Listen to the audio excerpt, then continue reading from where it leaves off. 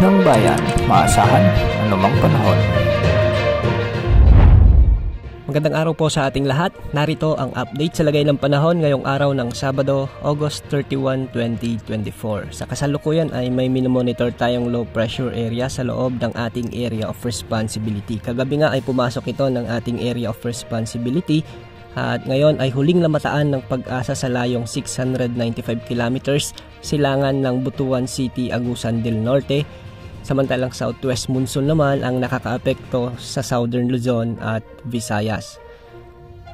Dahil nga sa trough ng low pressure area, asahan ang maulap na kalangitan na may mga kalat-kalat na pag-ulan at pagkidlat-pagkulog sa may Caraga Region, Davao Region, Northern Mindanao, Soc-Sargen, Central Visayas, Lanao del Sur, Maguindanao, Leyte, Southern Leyte at Eastern Samar. Ang mga lugar na ito ay posibleng makaranas ng mga pag-ulan na siyang posibleng magdulot ng mga flash floods at landslides. Kaya mag-ingat po sa mga kababayan natin na nakakaranas ng pag-ulan dulot ng trough ng low pressure area na ito. Samantala sa Palawan at sa natitirang bahagi naman ng Mindanao ay asahan ang maulap na kalangitan na may mga kalat-kalat na pag-ulan dulot naman ng southwest monsoon.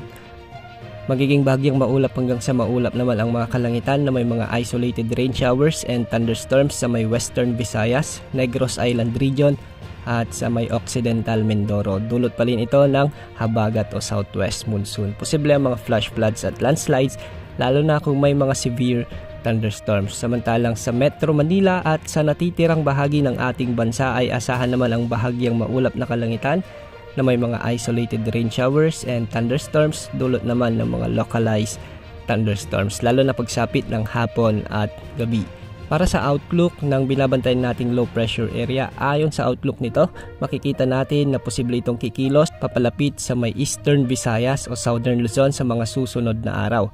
Hindi naman nakikitang magla-landfall ito sa anumang bahagi ng ating bansa, ngunit bahagyan nitong palalakasin ang habagat o magpapaulan ang outer rain bands nito sa mga nasabing lugar sa mga susunod na araw. Bagamat hindi man nakikitang magla-landfall, asahan na magkakaroon ng mga pagbaha sa ilang lugar, lalo na yung mga lugar na ilang araw lang inuulan dulot ng habagat.